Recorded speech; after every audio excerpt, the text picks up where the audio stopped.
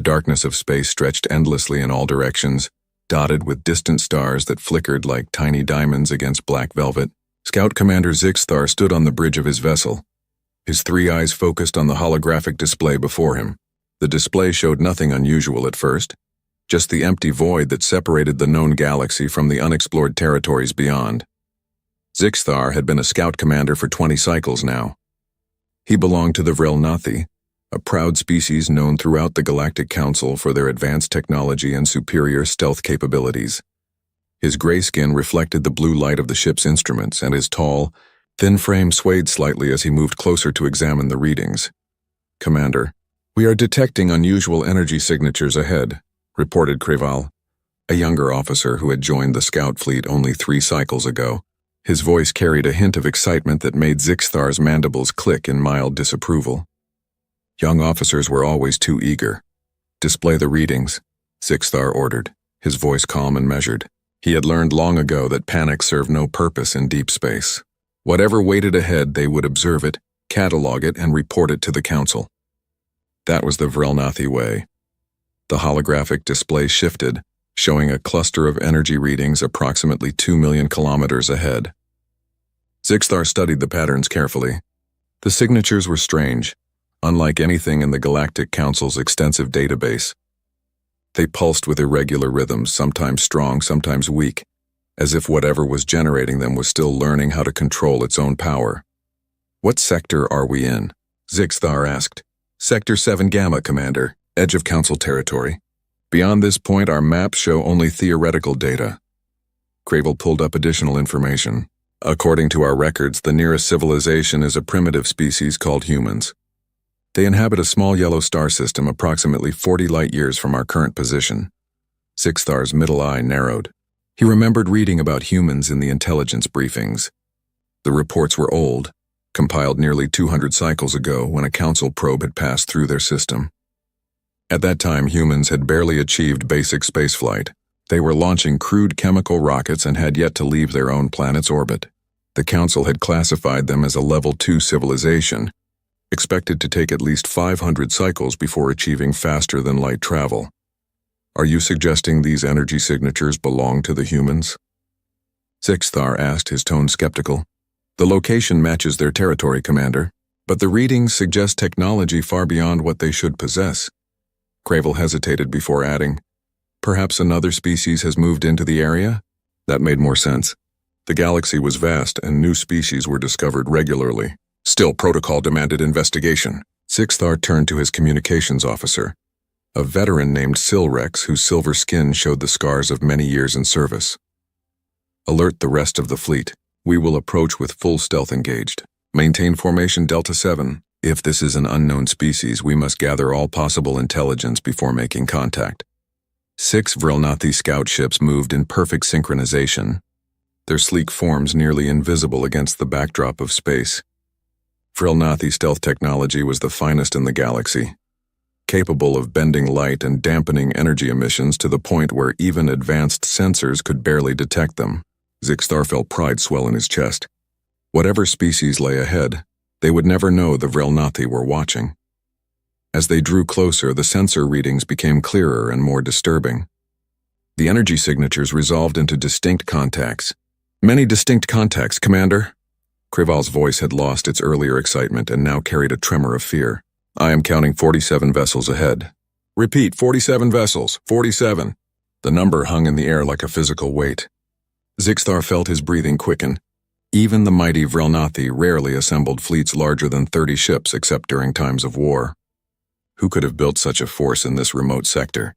"Give me visual," Zixthar commanded. The holographic display shifted again, and Zixthar found himself staring at something that defied his expectations. The ships ahead were massive, easily twice the size of standard Council vessels. Their designs were angular and aggressive, with none of the smooth organic curves favored by most spacefaring species. They looked like weapons, pure and simple, built with only one purpose in mind. But what truly caught Zixthar's attention was their formation.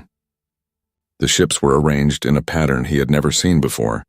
They formed overlapping layers with smaller vessels positioned to provide coverage for larger ones. Every angle seemed protected, every approach covered by multiple weapon systems. It was a defensive formation, but one that could transition to offense in moments. Analysis, Zixthar demanded. Silrex worked quickly, his three-fingered hands dancing across the control interface. The vessels appear to be of uniform design, suggesting a single species origin. Hull composition is unusual, appears to be layered metals with ceramic plating. Energy signatures indicate fusion reactors, but the output levels are far higher than theoretical models suggest possible. Weapon systems are extensive. I am detecting what appear to be missile batteries, energy weapons, and several systems I cannot identify. Zixthar felt a cold sensation spreading through his body. This was no primitive civilization. This was a military force that could challenge even the Council's most powerful fleets. Could they be human vessels? Krival asked quietly.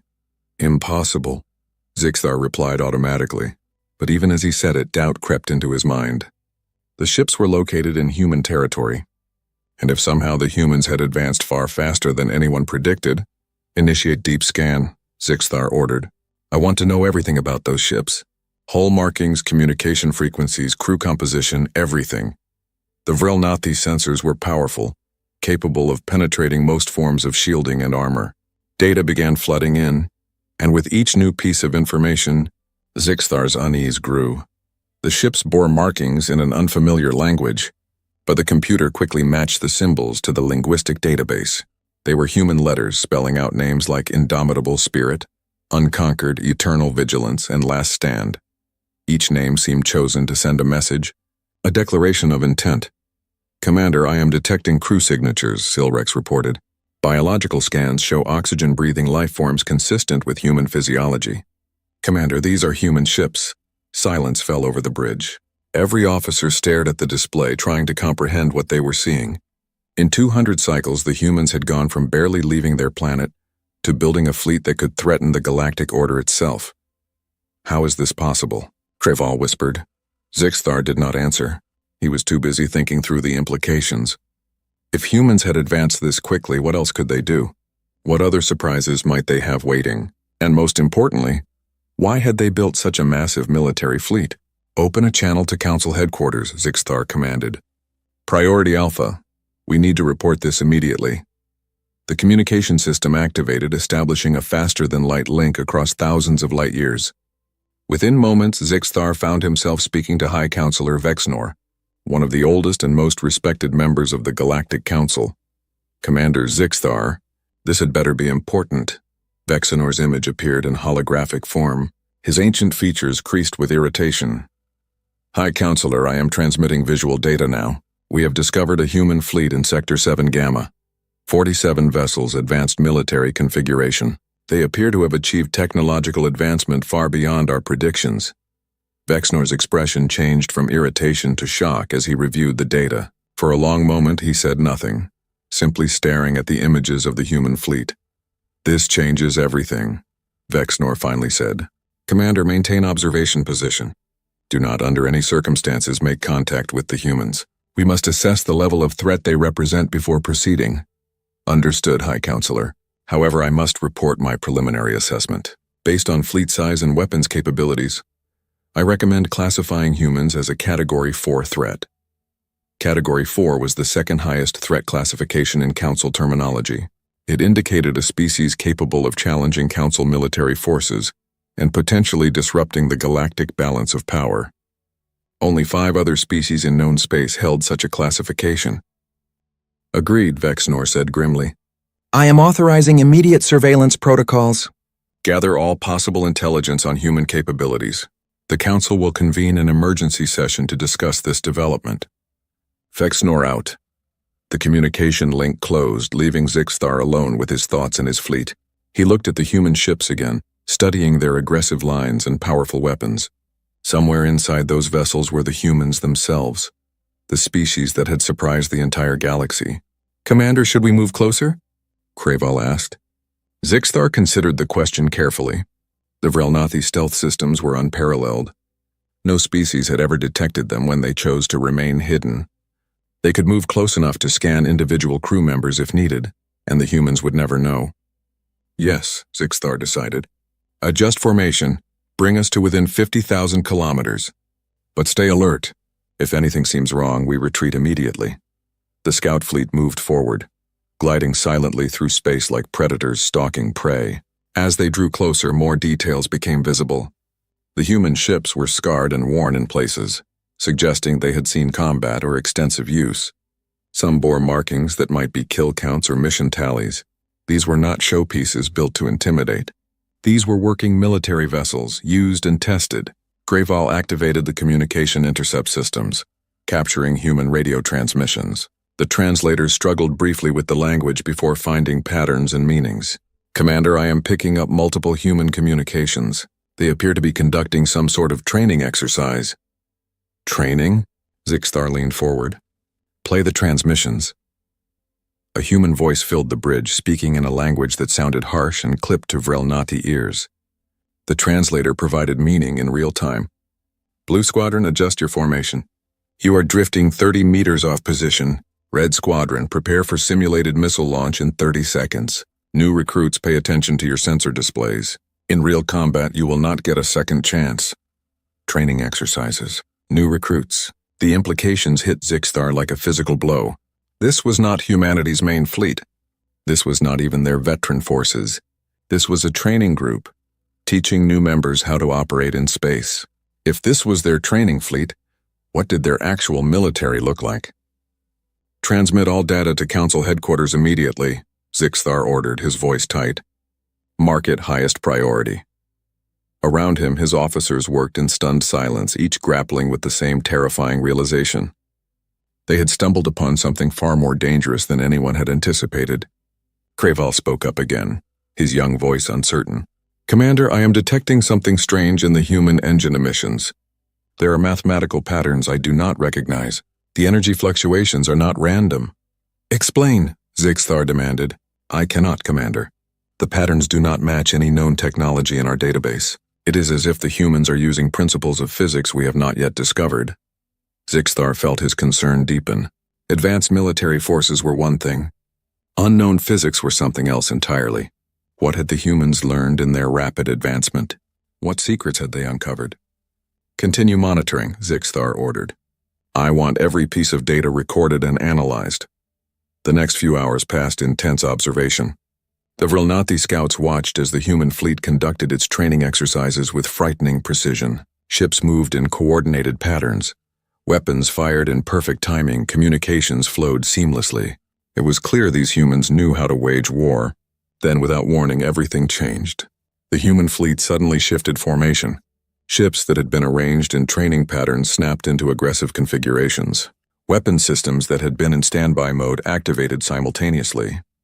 The entire fleet rotated, massive vessels turning with surprising speed. They were now facing directly toward the Vrelnati scout position. "Commander," Silrex's voice was barely a whisper. "The humans are looking right at us." "Impossible," Zixthar said, but his voice lacked conviction. "Our stealth systems are perfect. They cannot detect us." Yet the evidence before his eyes suggested otherwise. 47 human warships pointed their weapons at a position in empty space where 6 invisible Vrelnati scouts tried very hard not to exist. Then, cutting through the silence of space, came a radio transmission in broken but understandable galactic common. The voice was female, calm, and absolutely terrifying in its certainty. "We know you are there.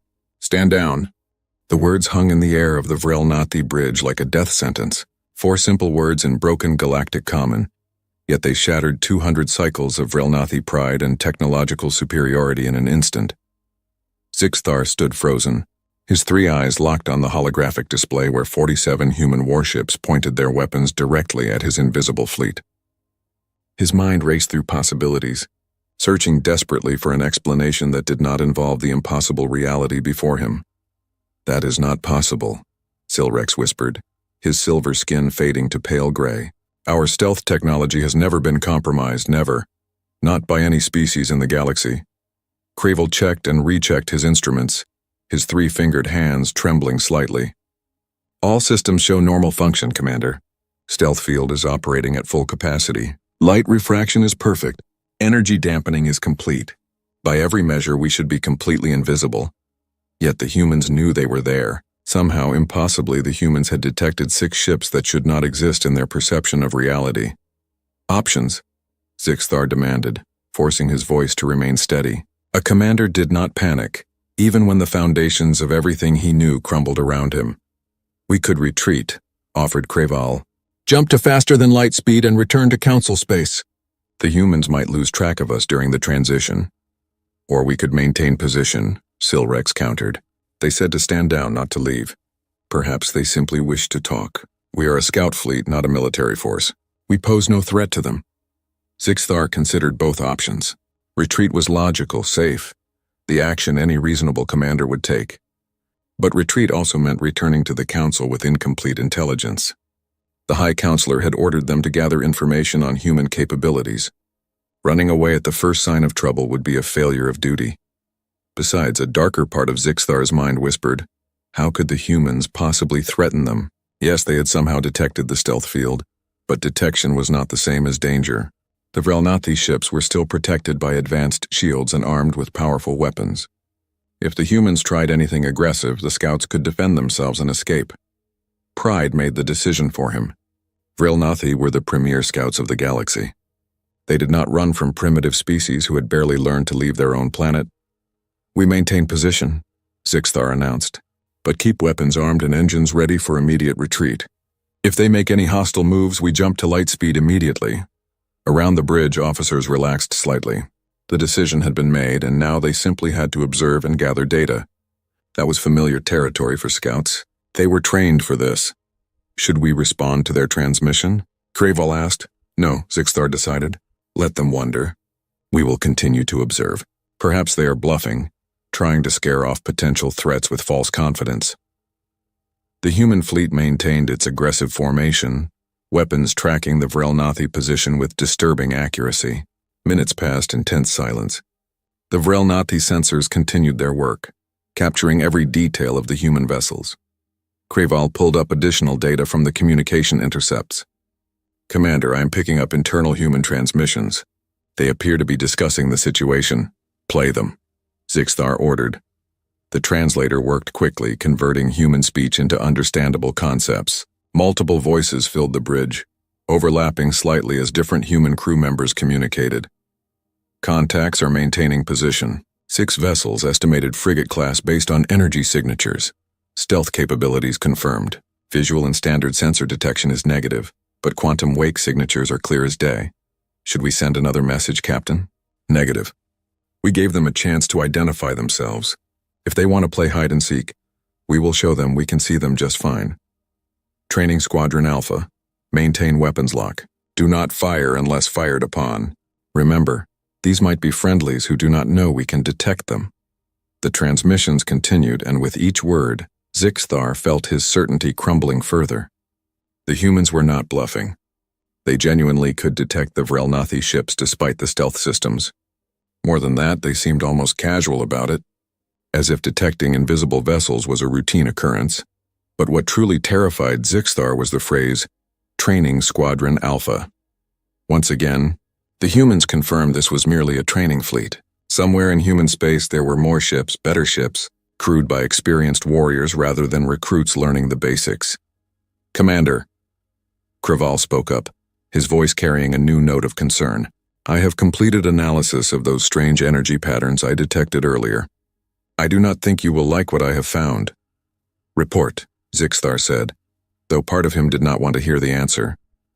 Creval pulled up a complex mathematical display. The patterns in the human engine emissions are not natural fluctuations. They are deliberately generated quantum interference fields. The mathematics behind them are sophisticated beyond anything I have seen. Commander, I believe the humans are generating these fields intentionally.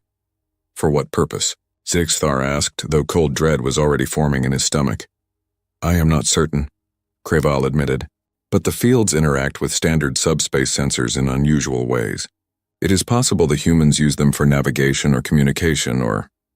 He hesitated, or what? Or they could be using them as weapons, Commander. Quantum interference can disrupt electronic systems if applied correctly. If the humans have learned to weaponize quantum mechanics, Creval did not finish the sentence. He did not need to. Zixthar turned back to the display showing the human fleet. Suddenly, those aggressive formations seemed far more threatening. If humans could weaponize quantum interference, They could potentially disrupt Vrelnathi technology directly. Shields, weapons, even life support systems relied on electronic control. If humans could collapse those systems, Silrex, can you confirm Kreval's analysis? The communications officer worked in silence for several minutes before responding. Confirmed, Commander. The quantum patterns are too complex to be natural. They are generated by the human engines, but I believe that is not their primary purpose. The engines simply provide the power source. The actual generation systems appear to be separate components. So humans have quantum weapons, Zixthar said quietly. Possibly, Commander. Without more data, I cannot be certain. But the capability is there. Zixthar made a decision he would later regret. Move us closer. I want detailed scans of those quantum generation systems. If we can understand how they work, we can develop countermeasures. It was the curiosity that defined the Vrelnathi species, that had driven them to explore the stars and catalog countless civilizations. But it was also the same curiosity that had destroyed lesser species who pushed too far, asked too many questions, and discovered answers they were not prepared for. The 6 scout ships glided closer to the human fleet, moving with the confidence of hunters who had never been prey. They closed the distance from 50,000 kilometers to 30,000, then 20,000. All the while, sensors worked at maximum capacity, capturing every detail of human technology. The human fleet did not react to their approach. The ships maintained formation, weapons still tracking the Vrelnathi position but not firing. It was almost as if they were waiting for something, though Zixthar could not imagine what. Kreval continued analyzing the quantum patterns, building mathematical models and testing theories. His excitement grew as understanding dawned. Commander, I think I understand part of it. The humans are using quantum entanglement in ways we never considered. They are not just observing quantum states. They are actively manipulating them. This could explain how they detected us. Our stealth field manipulates light and energy, but we cannot hide quantum signatures. The humans are reading our ships at the quantum level. Can we block it?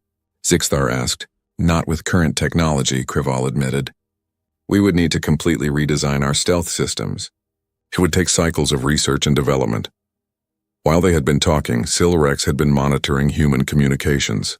Now he interrupted with new information. Commander, the humans are discussing us again. You need to hear this. More human voices filled the bridge, and with each translated word, the situation became clearer and more terrifying. Captain Chen, the unknown contacts have moved closer. They are now within 20,000 kilometers. Acknowledged. Maintain weapons lock, but do not engage. Let them get curious. Sometimes the best way to learn about someone is to watch what they do when they think they are unobserved. Ma'am, should we activate the quantum suppression field? Not yet. I want to see how long it takes them to figure out what they are looking at. Consider this a real-world test of our new systems. Admiral Okoye wants to know if we should send a more direct message.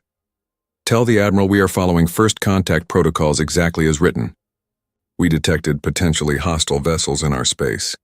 We warned them once. If they choose to remain and spy on us, that is their decision. When they finally understand what they are looking at, they will leave quickly enough. The transmission ended and Zixthar felt ice forming in his veins. Quantum suppression field.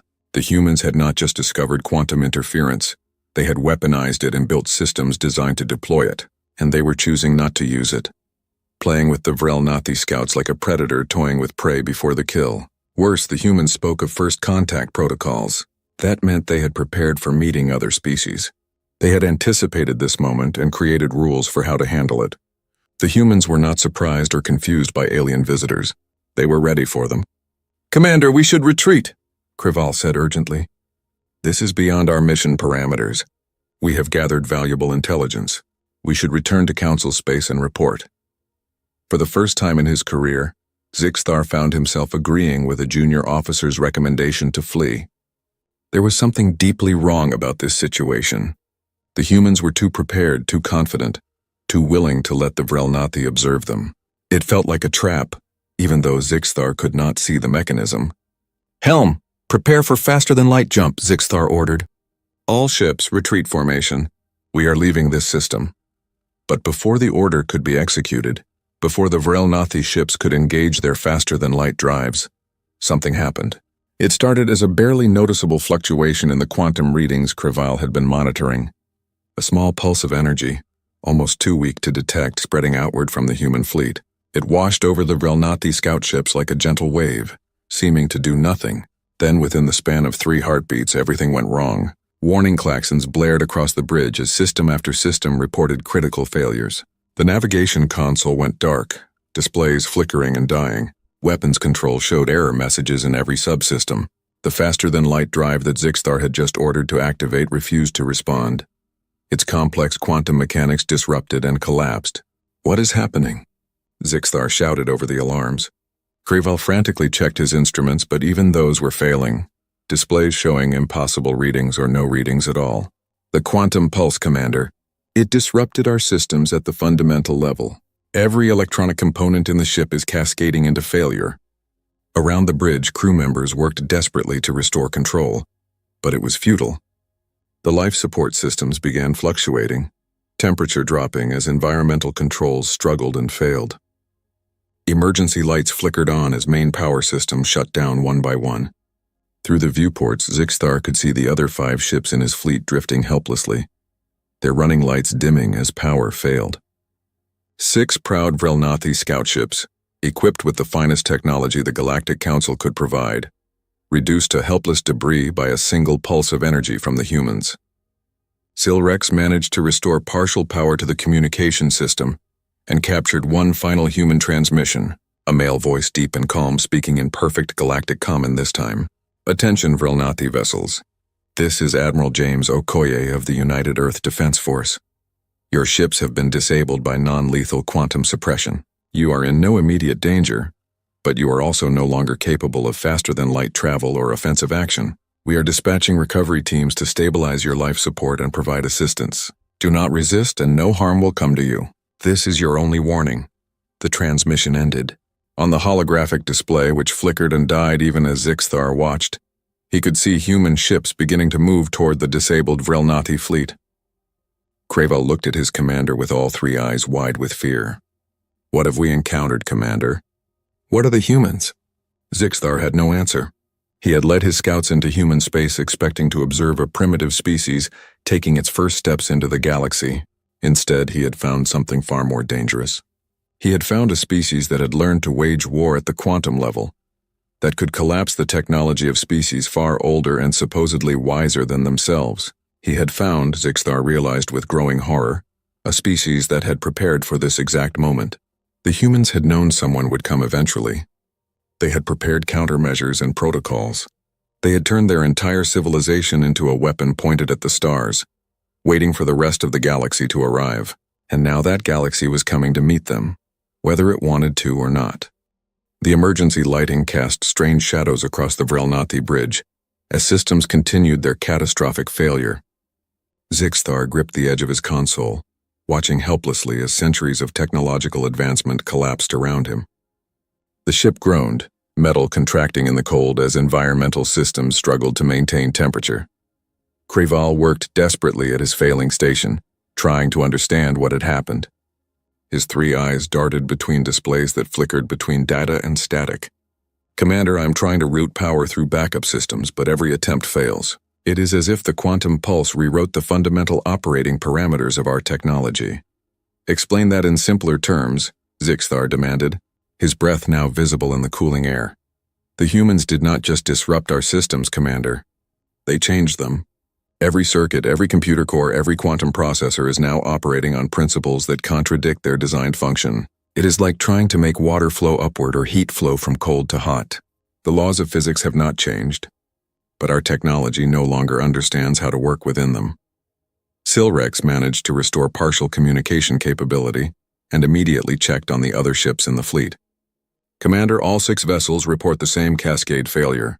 Ship 3 reports their life support is down to 30% capacity. Ship 5 has lost artificial gravity entirely. We have maybe 6 hours before conditions become critical." 6 hours. Zixthar felt the weight of that timeline settle on his shoulders. 6 hours before his crew would begin dying from cold and oxygen deprivation. 6 hours to figure out how to fix technology that humans had somehow broken at the most fundamental level.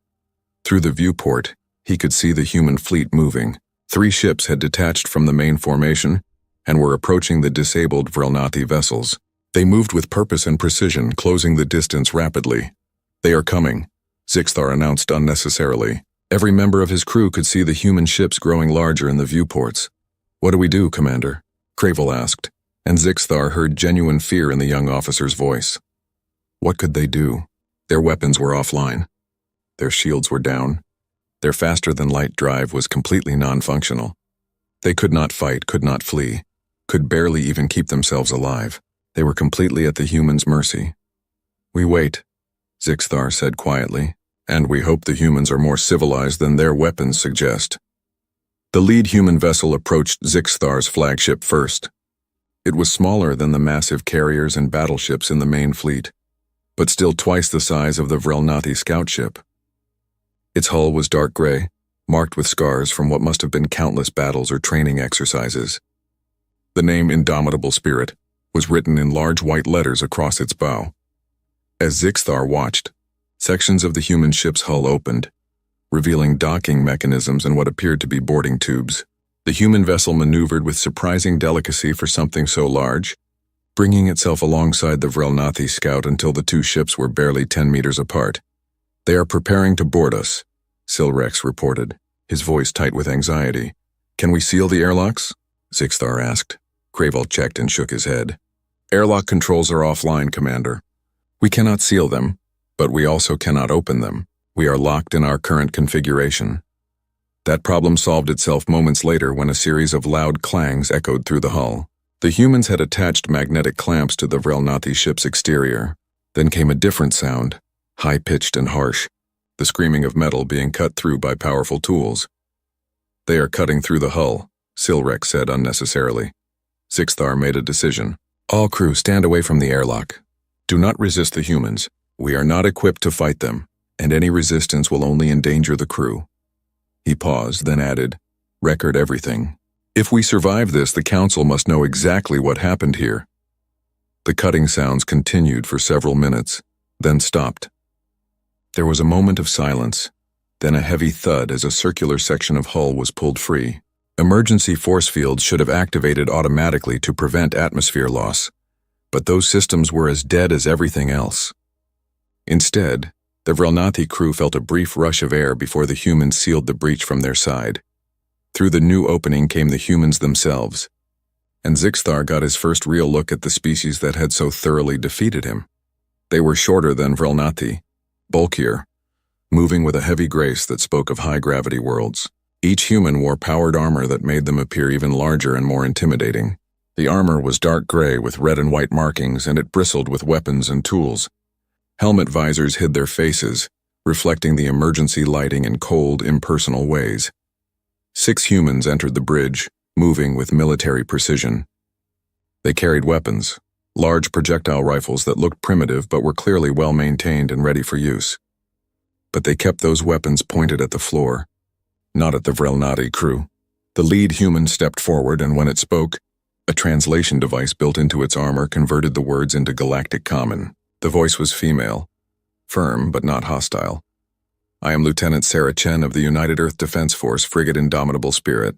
We are here to provide emergency life support and medical assistance. Are any of your crew injured?" Zixthar found himself surprised by the question. He had expected threats, demands, perhaps even violence. Instead, the humans were offering help.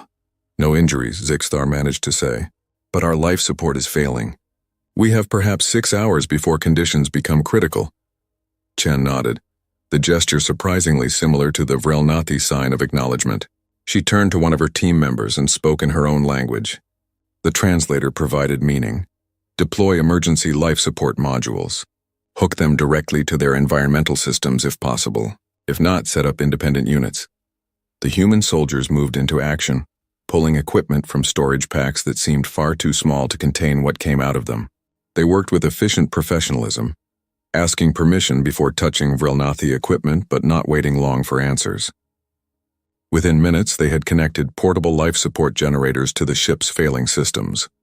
Zixthar felt warmth returning to the air as the human generators pumped heat and fresh oxygen into the ship.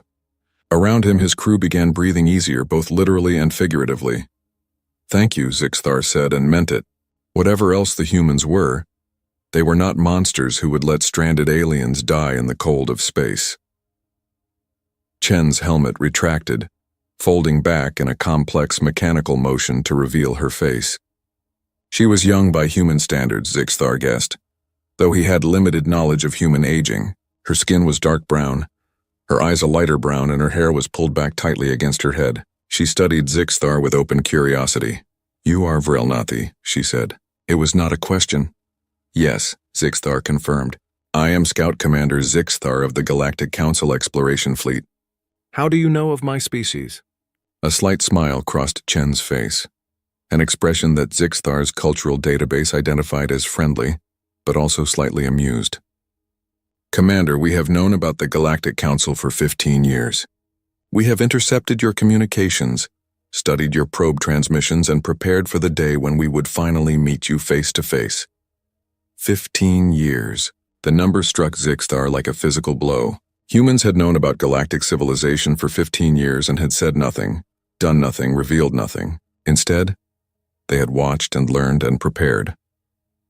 "The probe that visited our system 200 cycles ago," Chen continued, "sent its data back to Council space via tight beam transmission. What your people did not know is that we intercepted that transmission.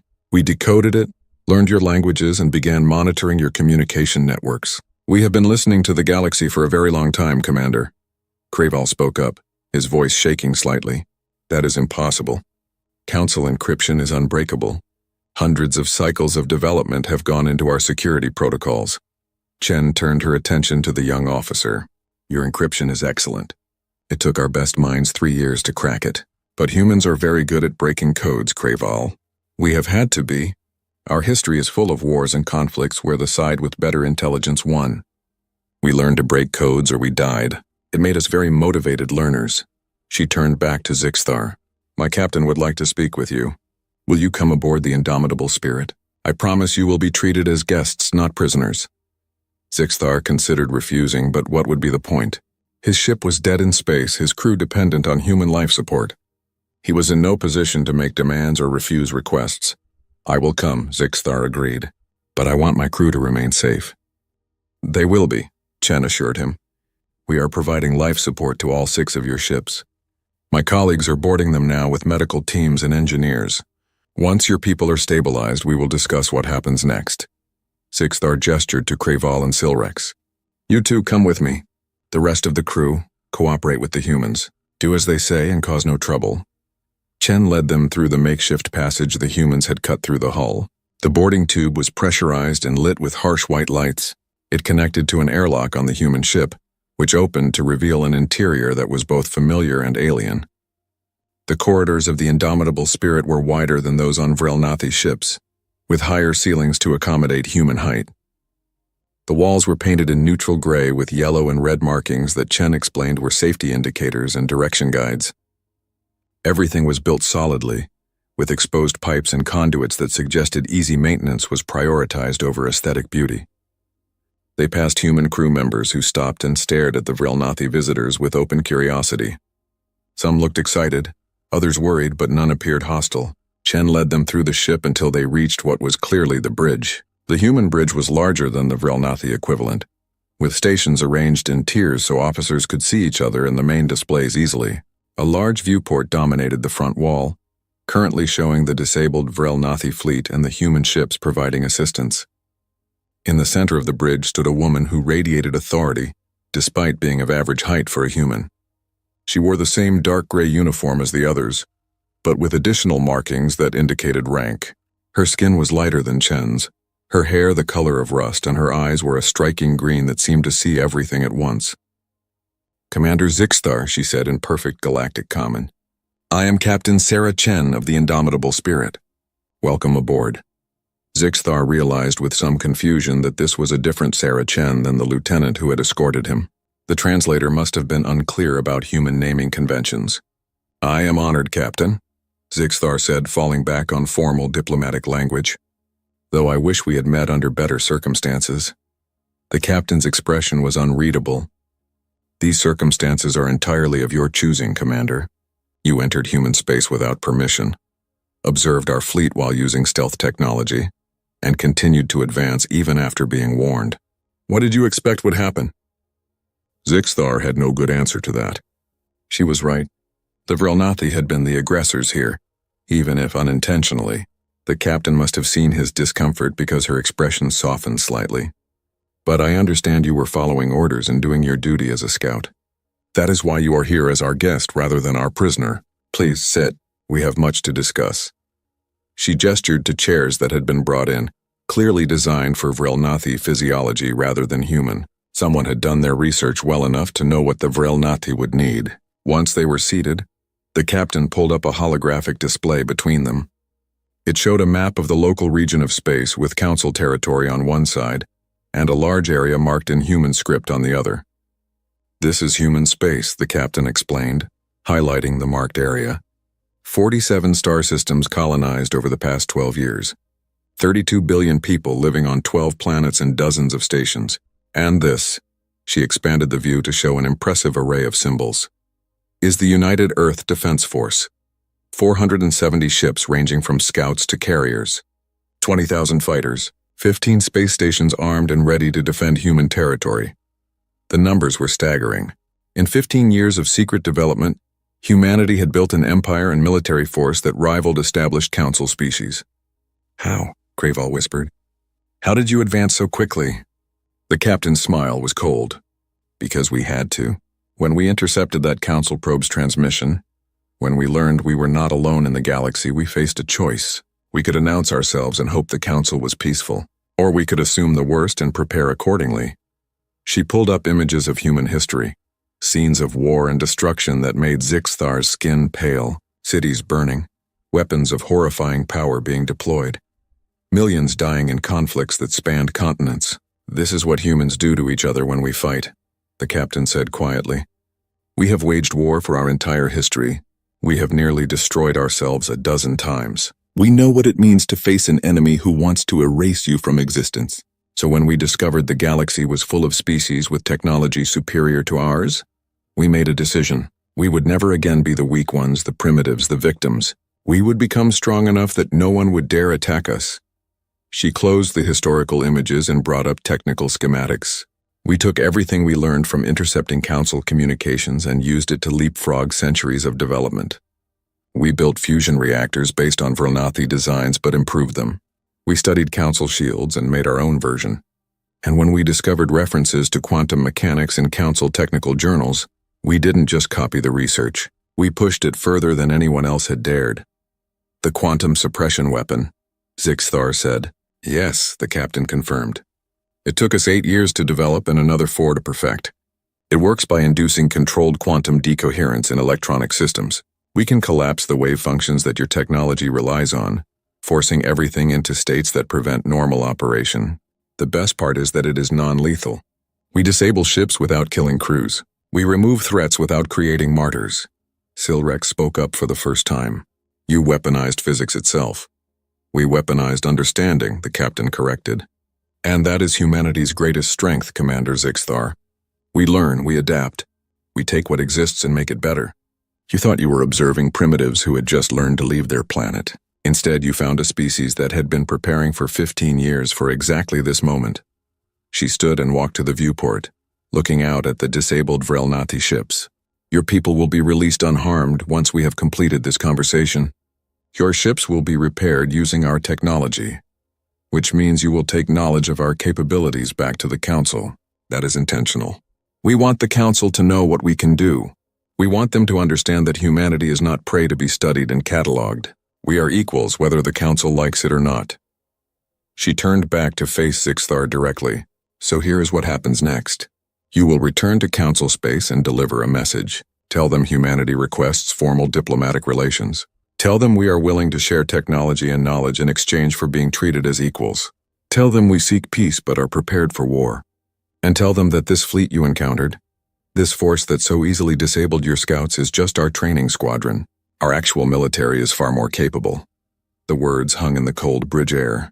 Zixthar understood he was being given a choice, or rather, the Council was being given a choice. Accept humanity as equals or face them as enemies. I will deliver your message, Zixthar said quietly, but I cannot predict how the Council will respond. Neither can we, the captain admitted. But we have made our position clear.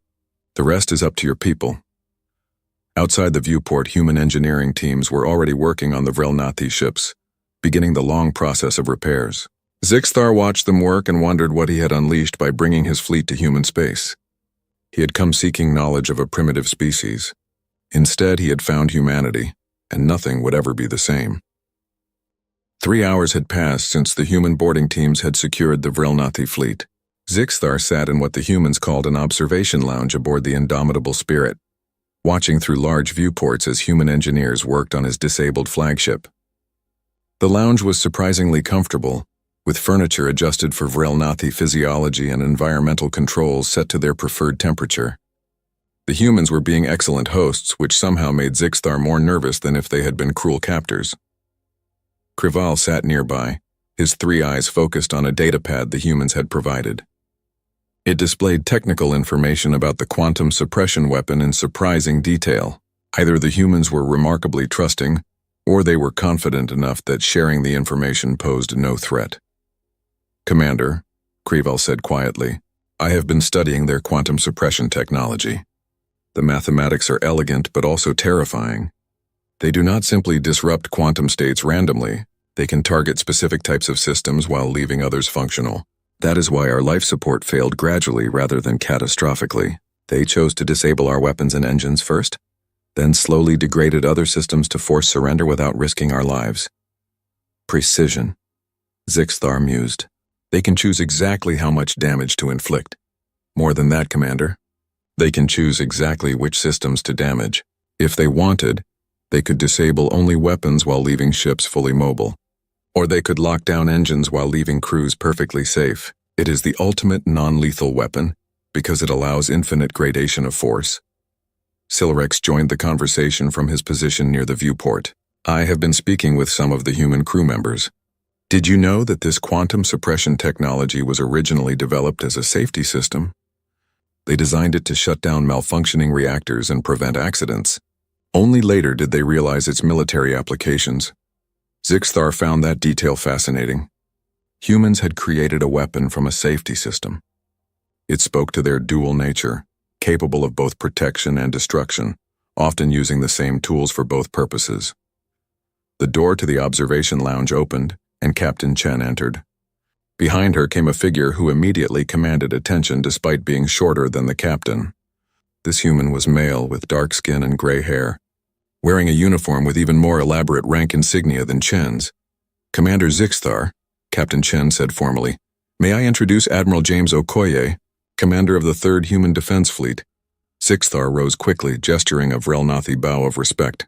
If this human commanded an entire fleet, he deserved acknowledgement regardless of species.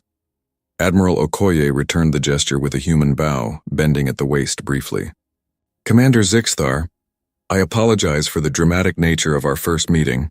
I assure you we take no pleasure in disabling your vessels, but we needed to make our capabilities clear." "I understand, Admiral," Zixthar replied carefully, "though I confess I do not fully understand what those capabilities are. How did humans advance so rapidly?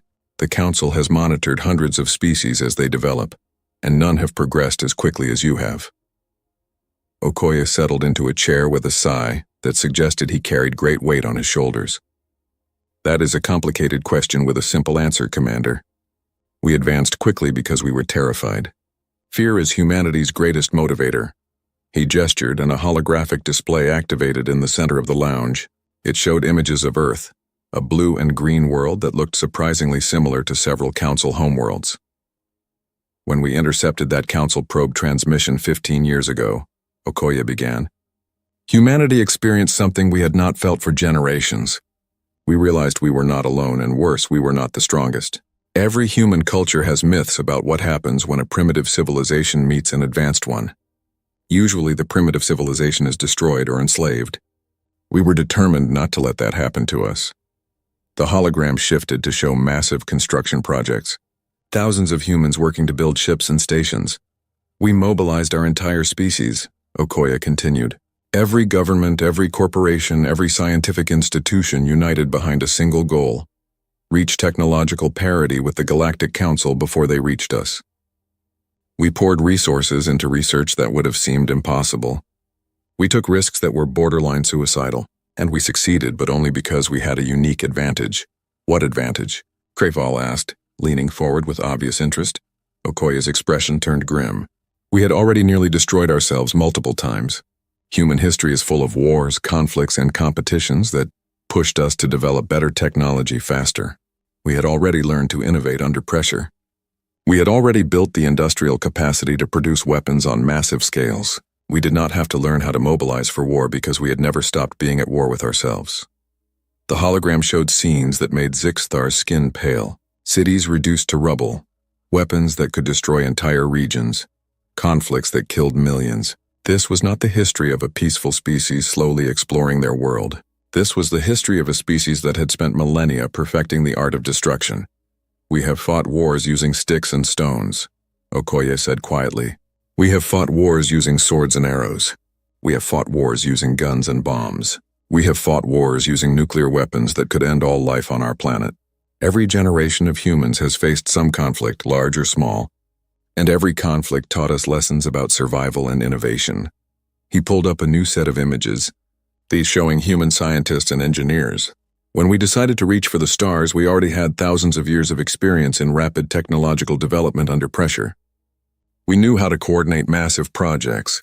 We knew how to take theoretical research and turn it into practical applications within months instead of years. We knew how to fail quickly, learn from those failures, and try again. Silrex spoke up, his voice thoughtful. You used competition as a learning tool. Council species tend to develop through cooperation and slow, careful advancement. You developed through conflict and rapid iteration. Exactly, Okoye confirmed. It is not a better way necessarily. It is certainly not a kinder way. But it is fast, and speed was what we needed. So we took everything we learned from intercepting council communications and we did not just copy it. We challenged ourselves to understand the principles behind it and then improve on them. The hologram shifted again, this time showing complex mathematical formulas and technical schematics. Zixthar recognized some as Vrilnathi fusion reactor designs, but modified in ways he did not fully understand. Take your fusion reactors, Okoye said, gesturing at the schematics. Excellent design, very efficient. But we looked at them and asked why they were built that way. What were the limiting factors? What assumptions did the designers make? And then we asked whether those assumptions were necessary or just habitual. We found dozens of small improvements, and when combined, those improvements resulted in reactors that produced 30% more power while being 20% smaller. Kreval was staring at the schematics with something like hunger in his three eyes. That should not be possible. The Council's best engineers have optimized those designs over hundreds of cycles. Your engineers optimized them within certain assumptions, Okoye corrected gently. We came at the problem with fresh eyes and no preconceptions about what was or was not possible. Sometimes ignorance is an advantage, Commander. We did not know what was impossible, so we tried everything. He stood and walked to the viewport, looking out at the assembled fleets. The quantum suppression weapon is the best example. Council scientists discovered quantum mechanics and developed some practical applications.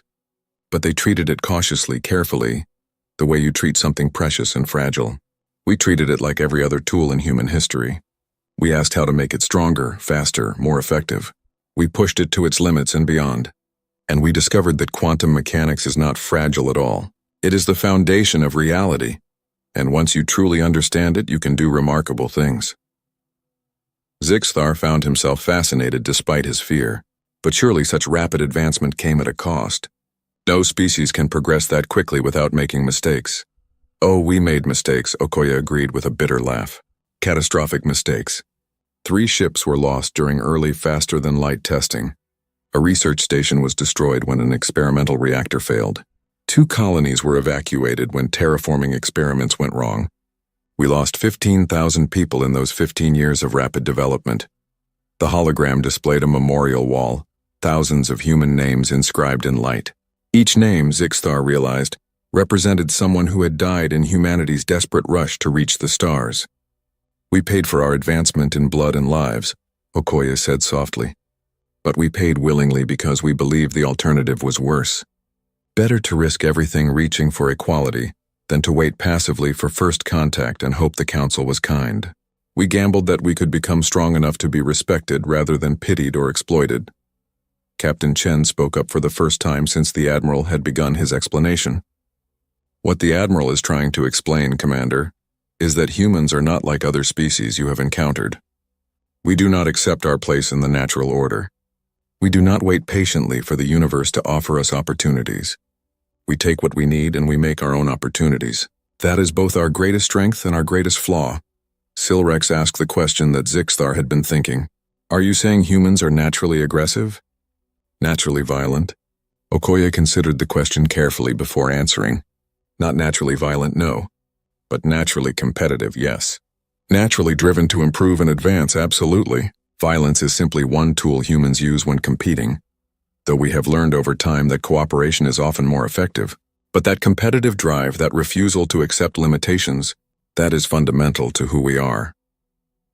The hologram shifted to show scenes of human achievement.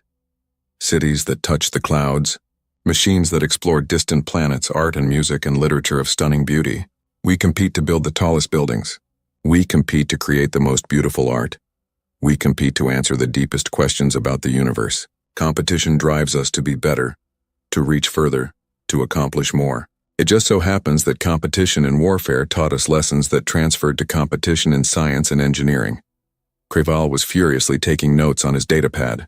Admiral, may I ask a theoretical question? If humans had developed alone, without knowledge of the Galactic Council, how long would it have taken you to achieve your current level of technology? Okoye smiled. Good question. Our projections suggested we would have achieved basic faster-than-light travel within 30 to 50 years. Full colonization of nearby systems within a century. The quantum suppression weapon might have taken 2 centuries, or we might never have developed it at all since we would not have known it was possible.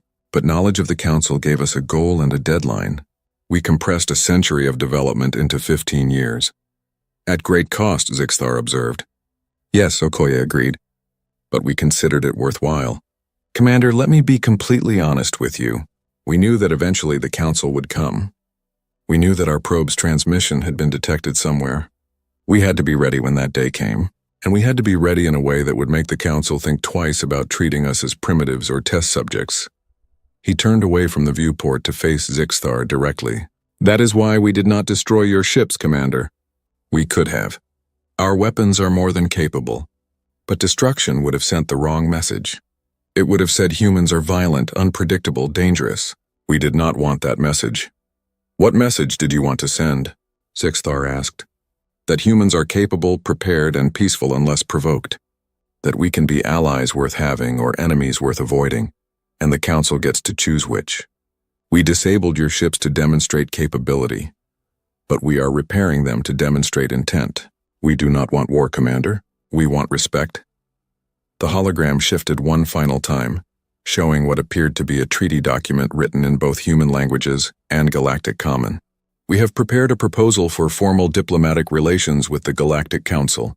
It includes technology sharing, trade agreements, and mutual defense pacts. We are offering to join the galactic community as equals, bringing all our capability and innovation to benefit everyone. And if the Council refuses? Silrex asked quietly. Okoye's expression hardened. Then we will remain independent. We will defend our territory and continue developing on our own. We will not seek conflict, but we will not back down from it either. The days of humanity being weak and vulnerable are over, Commander. We decide our own fate now. Zixthar felt the weight of the message he would have to carry back to Council space. The galaxy had changed in ways the Council could not have predicted. A new player had entered the game, one that did not follow the usual rules of development and integration. Admiral, Zixthar said carefully, the Council will not like being presented with an ultimatum. They are accustomed to controlling the pace and nature of first contact. I understand, Okoye replied.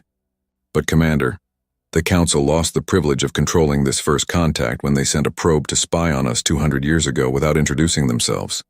They chose to watch us from the shadows. We simply chose to watch back and prepare for the day they revealed themselves. Now both sides know the truth, and we move forward as equals or we move forward separately. Those are the only options. He offered his hand to Zixthar, a human gesture of agreement and respect that the commander had learned about during his brief time aboard. Zixthar reached out with his three-fingered hand and grasped the human's five-fingered one. The grip was firm but not threatening, a promise of potential friendship wrapped in a demonstration of strength. "Your ships will be repaired within 12 hours, Okoye said. "We will restore full functionality using our override codes. You will then be free to return to Council space with our message and our proposal.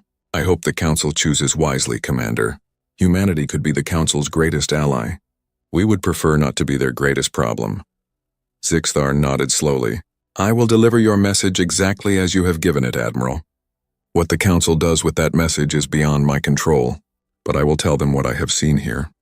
I will tell them that humanity is not what we expected, and I will tell them that the galaxy is about to become far more interesting than it has been for a very long time." Okoye's smile was genuine. "That is all we can ask, Commander. Welcome to the new era of galactic politics. I suspect both our peoples are about to learn a great deal about each other." Zixthar stood on the bridge of his restored flagship, running his three-fingered hands over control surfaces that responded perfectly to his touch. 12 hours ago, these same systems had been completely dead, collapsed by human quantum weapons into expensive debris. Now they functioned as if nothing had happened. Every circuit restored, every processor operating at full capacity. The humans had been true to their word. Engineering teams had worked through the night, not just repairing the Vrelnathi systems, but improving them. Zixthar had watched in amazement as human technicians identified inefficiencies in the power distribution network and corrected them. The fusion reactor now operated at 5% higher efficiency than when it was brand new. The navigation systems responded faster. Even the life support ran more smoothly. It was a demonstration wrapped in an act of kindness. The humans were showing that they could have destroyed the Vrelnathi ships permanently if they had chosen to. Instead, they had made them better than before. "Commander, all systems are showing optimal function," Kreval reported from his station. The young officer had barely slept, spending every moment studying the human modifications and trying to understand how they had accomplished so much so quickly. The humans left detailed documentation on every change they made. It is written in both our language and theirs.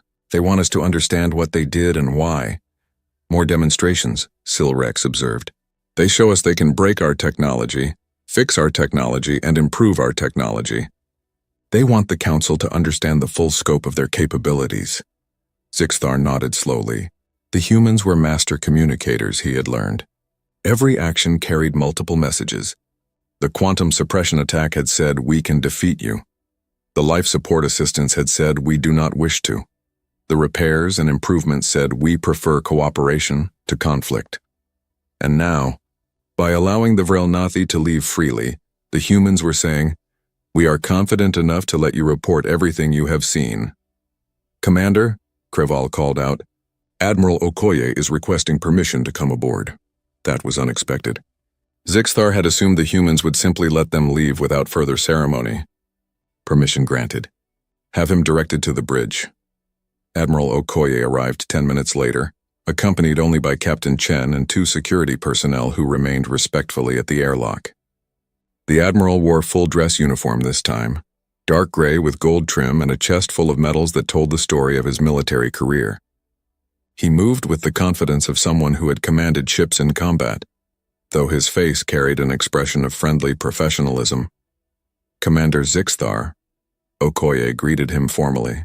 "I wanted to speak with you one final time before you depart for Council space. There are some things that need to be said away from my ships and my crew."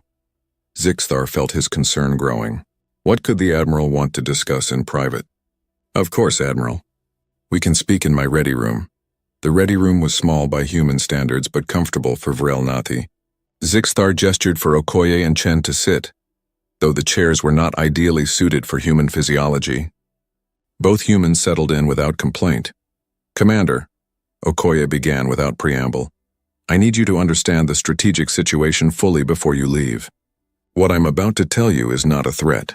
It is simply the truth, and the Council needs to hear it."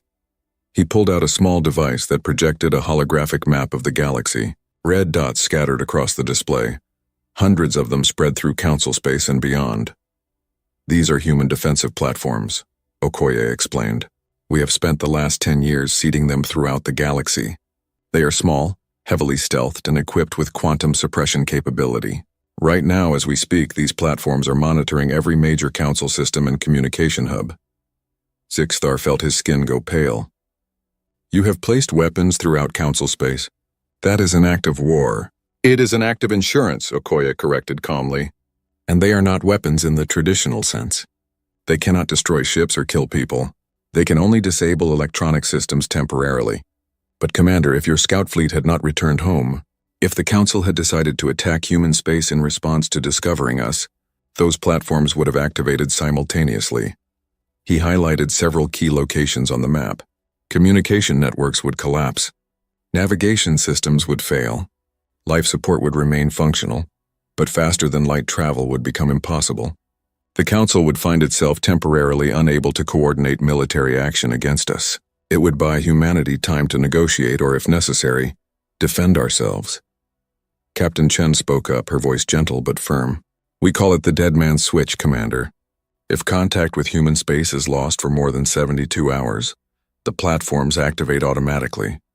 It ensures that even if humanity somehow lost a first strike scenario, we would still be able to level the playing field long enough to survive. Zixthar stared at the map in horror.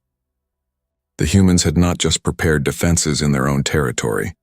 They had reached out across the galaxy and placed weapons in the heart of Council civilization. It was simultaneously brilliant and terrifying. This is what I wanted you to understand, Okoye said seriously. When you report to the Council, when they discuss how to respond to humanity's request for diplomatic relations, they need to know that attacking us is not a viable option. We have made sure of that. Any military action against human space would result in the collapse of Council coordination for weeks or months. It would be chaos. You are forcing the Council to negotiate, Zixthar said quietly. We are ensuring they have motivation to negotiate fairly, Okoye corrected. Commander, throughout human history, peaceful negotiations have only worked when both sides had something to gain and something to lose from conflict. Right now, the Council has far more to lose than we do. They have a functioning galactic civilization that could be disrupted. We have a relatively small territory that we can defend effectively. The strategic balance favors peaceful cooperation over military confrontation. He closed the holographic map. But I want to be clear about something important. We do not want to use these platforms. We do not want conflict with the Council. These are insurance policies, nothing more. If the Council accepts our proposal for diplomatic relations, if we can work together as equals, then these platforms will remain inactive. In time, as trust builds between our peoples, we may even deactivate them completely. And if the Council refuses your proposal? Zixthar asked. Then humanity remains independent, Okoye replied. We defend our borders and continue developing on our own. The platforms remain active as deterrents, but we do not use them unless attacked. We simply exist as a separate entity that the Council must acknowledge and respect, whether they like it or not. Captain Chen leaned forward, her expression earnest. Commander, I need you to understand something that the Admiral is too diplomatic to say directly. Humanity does not fit the usual pattern of species development that the Council expects. We advance too quickly, too aggressively, too successfully. The Council will be tempted to view us as a threat that needs to be contained or controlled. That would be a mistake. She pulled up new images on the holographic display, showing human cities and colonies. We are not conquerors looking to expand at others' expense. We are not predators seeking prey. We are simply a young species that learned hard lessons about survival and took those lessons very seriously. Give us respect and we will be valuable allies. Try to control us and we will be persistent problems. But either way, Commander, humanity is not going away. We are here to stay, and the Council must decide how to adapt to that reality. Zixthar sat in silence, processing everything he had learned. The humans had outmaneuvered the Council at every turn.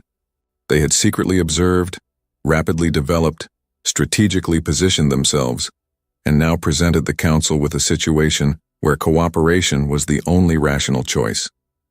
It was masterful strategy executed over 15 years of careful planning. I will tell the Council everything, Zixthar finally said. But Admiral, you must understand that the Council is not accustomed to being outmaneuvered. There will be representatives who view this as an insult, who will demand action regardless of the strategic situation. We anticipated that, Okoye acknowledged.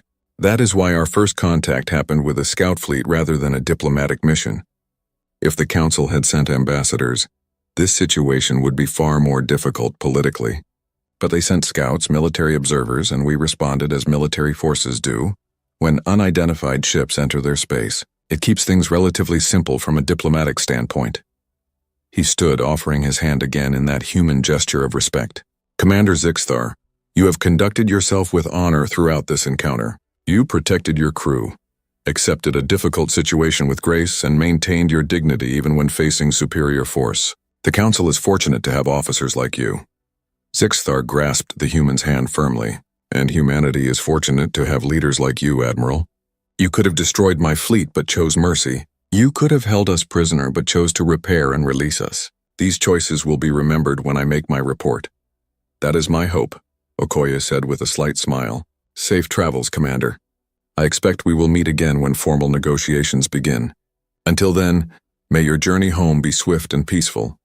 The Admiral and Captain departed, leaving Zixthar alone with his thoughts. He returned to the bridge where his crew waited anxiously for orders. Helm, Zixthar commanded. Set course for Council headquarters. Maximum speed. We have a report to deliver that will change the galaxy forever.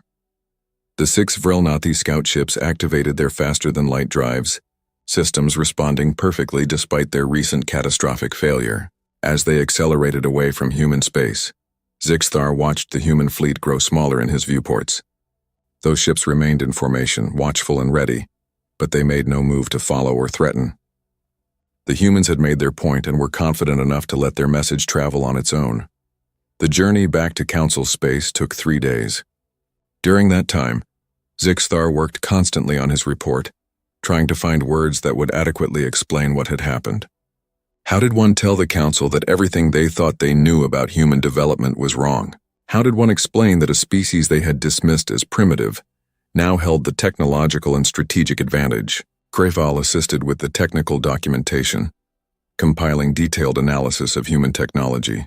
The young officer had grown considerably during this mission, his initial excitement tempered by harsh reality but replaced with genuine respect for human capabilities. Commander, Kreval said on the second day of travel, I have been thinking about what we witnessed. The humans said they advanced quickly because they were afraid, but I think there is more to it than fear. They were curious. Every human we met asked questions, wanted to understand how things worked, refused to accept that anything was impossible. That curiosity, combined with their competitive nature, made them advance faster than any species I have ever studied. You admire them, Zixthar observed. I respect them, Kreval corrected. There is a difference. I do not admire their history of violence or their willingness to take risks that cost lives. But I respect their determination and their capability. They are what they needed to become to survive, just as we became what we needed to become. Silarex had spent the journey analyzing human communication patterns and political structures. Commander, I have reviewed all the human transmissions we captured. They have approximately 197 separate nations and political entities on their homeworld alone. They spend enormous energy debating, arguing, and competing with each other. Yet when they detected the Council probe, all those entities united almost instantly behind a single goal. It is remarkable. Unity born from external threat, Zixthar said, common among developing species. But usually that unity fractures once the threat passes. That is the interesting part, Commander. Their unity has not fractured. If anything, it has grown stronger. They maintain their individual identities and continue their debates and competitions. But they all agree on fundamental principles. They all support their expansion into space. They all contribute to their defense forces. They all share the same determination to be respected rather than dominated. It is unity through shared purpose rather than enforced conformity. The observations from his officers gave Zixthar valuable perspective for his report. The humans were not a simple threat to be contained or a primitive species to be guided. They were complex, multifaceted, and driven by factors that the Council would need to understand if they wanted successful relations. When the scout fleet finally emerged from faster-than-light travel near Council headquarters, Zixthar immediately requested an emergency session with the High Council. His request was granted within hours, a testament to how seriously the Council was taking the human situation. Council headquarters orbited a peaceful blue world called Vex Prime, named after the species that had founded the Council 3,000 cycles ago. The headquarters itself was a massive station, home to representatives from 47 different species, and the bureaucratic center of galactic civilization. Zixthar had been here only twice before in his career, and both times had been for routine briefings. This was different. This was history being made. He was escorted to the Grand Council chamber, a circular room with seating arranged in tiers so every representative could see each other, and the central presentation area. High Counselor Vexnor waited at the center, his ancient features grave. Around the room sat representatives from every major council species, their various forms and physiologies accommodated by sophisticated environmental controls. Scout Commander Zixthar, Vexnor's voice carried throughout the chamber without amplification. You have requested this emergency session to report on your encounter with the human species. The council is ready to hear your full account. Zixthar stepped into the central area, feeling the weight of dozens of eyes from multiple species focused on him.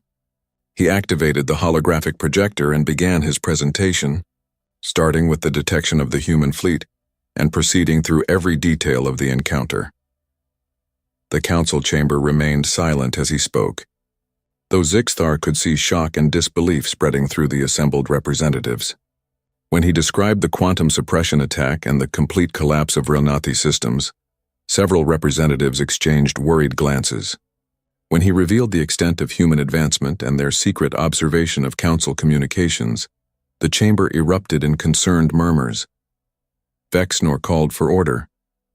Commander, you are telling us that humans have been intercepting our communications for 15 years, that they have technology capable of disabling any council vessel, that they have placed weapons throughout our space? Yes, High Counselor, Zixthar confirmed, and I must emphasize that everything I am telling you, the humans wanted me to tell you. They are not hiding their capabilities. They are demonstrating them to make their position clear. A representative from the Keltori species, a tall insectoid being, rose to speak. This is an outrage. How dare a primitive species spy on the council? How dare they place weapons in our territory? This is an act of war. Before Zixthar could respond, another representative spoke up. This one was from the Draviks, a peaceful species known for diplomatic skill. Representative Kelth, perhaps we should hear the full report before declaring war on a species that has just demonstrated it can disable our entire fleet without firing a shot. The Kelthori representative hissed in anger but sat down. There continued his presentation, explaining the human proposal for diplomatic relations and their strategic positioning. He played recordings of his conversations with Admiral Okoye and Captain Chen, letting the council hear directly from human voices. When he finished, silence fell over the chamber. For a long moment, no one spoke. Then Vexnor addressed the council. Representatives, we face a situation unprecedented in council history. A species has advanced to technological parity with us in less than 200 cycles. They have done so in secret, preparing for this moment with strategic sophistication that rivals our oldest civilizations, and now they present us with a choice. Accept them as equals or face them as adversaries who have already positioned themselves advantageously. We cannot let this stand, the Kelthori representative insisted. If we allow humans to dictate terms, every other species will think they can challenge the council. We must respond with force to maintain our authority. And how do you propose we do that? Asked the Dravik's representative. Commander Zixthar has just explained that the humans can disable our ships with quantum weapons and collapse our communications network across the entire council space. Any military action would be suicide. The debate continued for hours, representatives arguing from dozens of different perspectives. Some wanted immediate military action despite the risks. Others advocated for cautious diplomacy. A few suggested isolating human space and refusing all contact. The council was divided, unable to reach consensus on how to respond to humanity's sudden emergence. Finally, an elderly representative from the Vex species itself rose to speak. She was Counselor Dexana, one of the oldest and most respected members of the council, known for her wisdom and long perspective. Representatives, I have served on this council for 140 cycles, Dexana said, her aged voice still carrying authority. In that time, I have seen the council welcome 32 new species into our community. Each time, we followed careful protocols designed to guide developing civilizations through the difficult transition to galactic citizenship. But I must point out that those protocols were designed for species that developed at normal rates and discovered us through our deliberate contact. She gestured at the holographic display showing human capabilities. The humans are not following our expected pattern, and we must accept that our standard approach will not work with them. They did not discover us through our choice. We revealed ourselves through carelessness 200 cycles ago, then continued to observe them without introduction. We set the tone for this relationship by choosing surveillance over communication. The humans simply responded in kind. "Are you suggesting we are at fault here?" the Kelthori representative demanded. "I am suggesting we share responsibility for how this situation developed," Dexana replied calmly. "And more importantly, I am suggesting that the humans have presented us with an opportunity disguised as a challenge. They offer technology sharing, trade, and mutual defense. They bring fresh perspectives and rapid innovation. They could revitalize the Council and push us to advance in ways we have not considered. Or they could destabilize everything we have built," another representative countered. "Perhaps we need some destabilization," Dexana said quietly.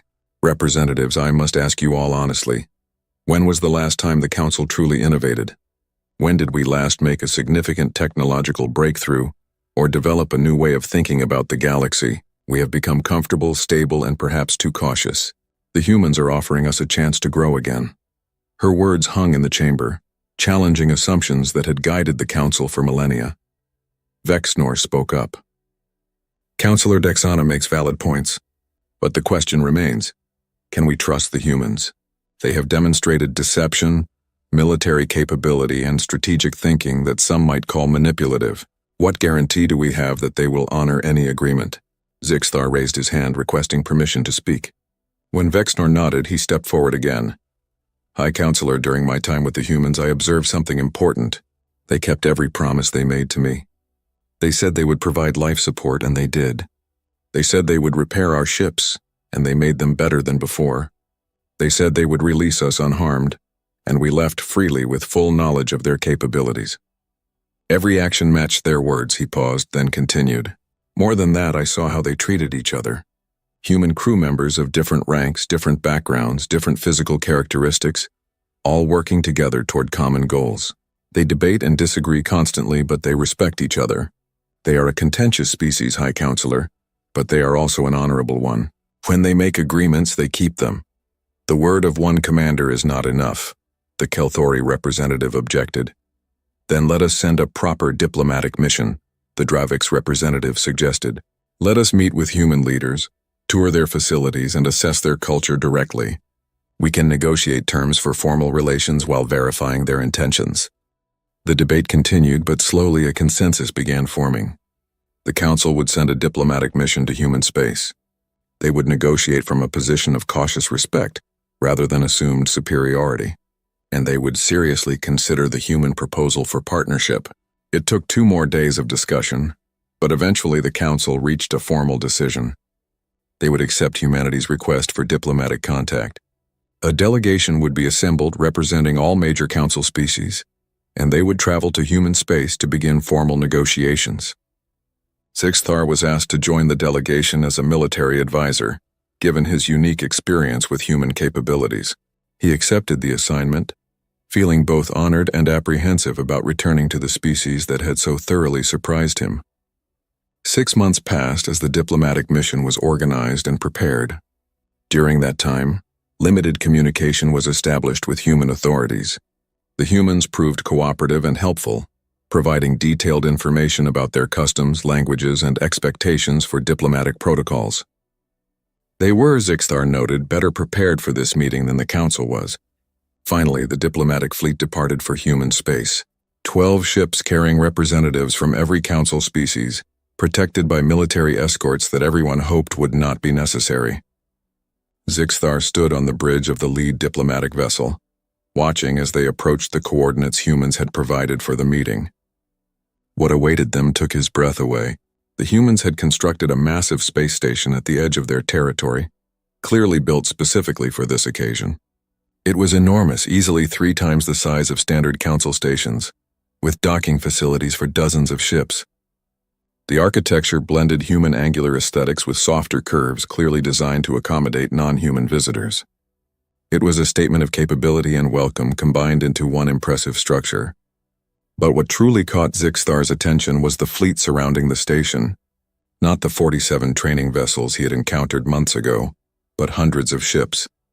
Sleek destroyers, massive carriers, powerful battleships, all arranged in formations that were clearly defensive but also undeniably impressive. This was humanity's actual military, and it dwarfed what Zixthar had seen before. By the ancestors, Craval whispered beside him. They were not exaggerating. This is just one fleet, and it is larger than the Council's entire military force. As the diplomatic vessels approached, a communication came through. The voice was familiar, warm with genuine welcome.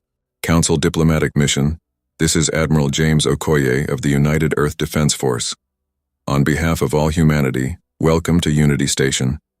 We have been looking forward to this meeting for a very long time. Please proceed to docking bays 1 through 12. Our diplomatic corps is ready to receive you. The Council ships docked without incident, and as Zixthar disembarked, he was greeted by an honor guard of human soldiers in dress uniforms. They saluted smartly, a gesture of respect that transcended species barriers. Captain Chen was there to greet him personally, now wearing a diplomatic uniform rather than military gear. Commander Zixthar, welcome back. I hope your journey was pleasant. It was uneventful, Zixthar replied, which after our last meeting I count as pleasant. Chen smiled at that. Come.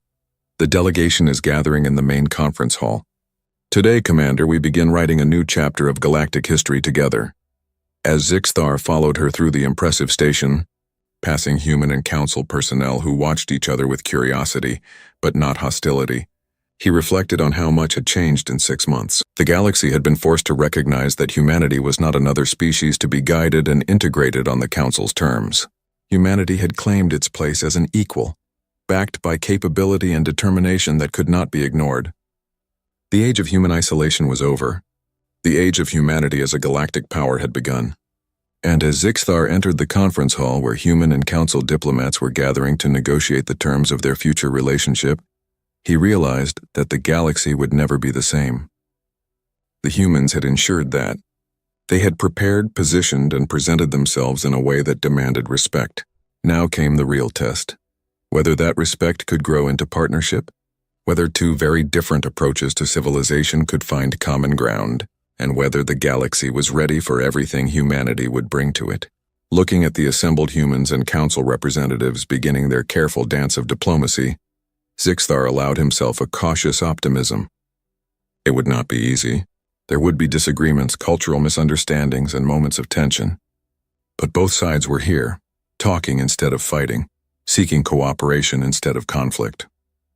It was, he thought, a better beginning than many first contacts throughout history. And if the humans brought even half the determination to peace that they had brought to preparation for war, the galaxy might just emerge from this encounter stronger than before. The conference began with formal introductions and carefully prepared statements. But as the day progressed and barriers began to break down, something remarkable happened. Humans and council representatives started talking not as potential adversaries, but as curious beings seeking to understand each other. Questions were asked and answered. Ideas were exchanged. The beginnings of genuine relationships started to form. And above it all, Admiral Okoye watched with satisfaction. Humanity had gambled everything on this moment, and the gamble was paying off. They were being heard, being respected, being taken seriously as partners in shaping the galaxy's future. It was everything they had worked for, everything they had sacrificed for. The age of human isolation was truly over, and the age of human partnership with the wider galaxy had begun. Whatever challenges lay ahead, humanity would face them not as primitives hoping for guidance, but as equals ready to contribute their unique perspective and capabilities to the galactic community. The scout who had stumbled upon them months ago had become a bridge between civilizations. The training fleet that had defended their space had become a symbol of human determination. And now in this conference hall, representatives of two very different civilizations were learning that despite all their differences, they shared common hopes for peace, prosperity, and understanding. It was, Sixthar reflected as he watched humans and council members begin the long process of building trust, exactly what the galaxy needed, a reminder that change was possible, that new voices deserved to be heard, and that the future belonged to those brave enough to reach for it. Humanity had reached and the galaxy had responded. Now came the real work of building something new together. But looking at the earnest faces of both humans and council members engaged in genuine dialogue, Sixthar believed they would succeed. The galaxy was ready for humanity, and humanity, it seemed, had been ready for the galaxy all along.